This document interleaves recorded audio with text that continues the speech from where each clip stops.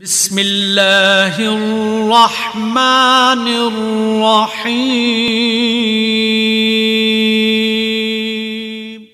عورت پردہ کرے تاکہ پتہ چلے کہ کوئی عام عورت نہیں، مسلمان عورت ہے۔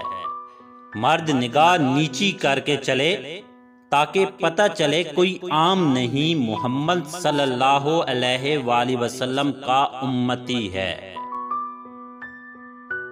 بعض اوقات زندگی میں پیش آنے والی پریشانیاں ٹھیک ہمیں اس راستے پر ڈال دیتی ہیں جہاں پر آسانیاں ہماری منتظر ہوتی ہیں۔ کسی عورت کے پیچھے جانے کے بجائے شیر کے پیچھے چلے جانا بہتر ہے، اس لیے کہ شیر پلٹ آیا تو جان چلی جائے گی، لیکن عورت پلٹ آئی تو ایمان چلا جائے گا۔ اپنے کلام میں نرمی اختیار کرو، کیونکہ الفاظ کی نسبت لہجے کا اثر زیادہ ہوتا ہے۔ 8 چیزیں آج ہی چھوڑ دیں۔